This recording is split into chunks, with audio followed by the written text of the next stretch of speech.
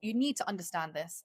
The UCAS system is not for you. It's rubbish. It doesn't help you get the spots that you want. In fact, it guides you to basically become complacent, think that you're going to get a place, and then you get confused later when you're saying, I had the grades, I had all of this stuff, why didn't I get in?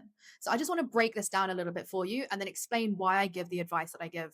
So first off, if you're applying for somewhere like Oxford, Cambridge, medicine, engineering exams, maths, places where you have to take the STEP or the TMUA, where they've got additional kind of like hurdles, which the universities use as their main checkpoint, then it doesn't matter as much. Then fine, go for the minimum, do your standard super curriculars, and then really push for good results on those admissions exams and in the interviews, because they've given you something else you can measure yourself by.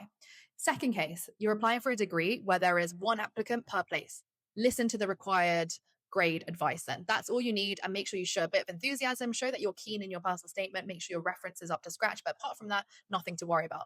The third category, which is most of you guys, is this category where there are multiple applicants per place, no interviews and no admissions exams, and nothing else to differentiate yourself by.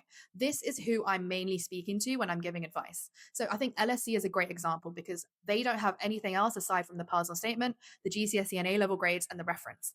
And then there's about 20 applicants per place for some of these really competitive courses. So then a lot of you guys will get your grades and then you'll say at the end, hey, why didn't I get into this course? I had it all. And then, they'll say something like, oh, because it was because of the personal statement. That's what they'll say in the reason. It wasn't because of the personal statement. The personal statement was fine. Yours was no different to the next person. Maybe they wrote about a slightly different book. They chose Wealth of Nations. You chose, I don't know, Thinking Fast and Slow. It was the same quality, I'm sure. There is absolutely no way to judge from a personal statement how successful a student is going to be. And I think that basically on enthusiasm and what you wrote about alone, no. Maybe on things that you did, yes. And this is where I want to give you advice on how to write a personal statement that's like a little bit better, that makes you stand out a little bit more. Because I think you should have access to this information, which is widely available at private schools, was certainly one of the key things that I went through when I was running my school.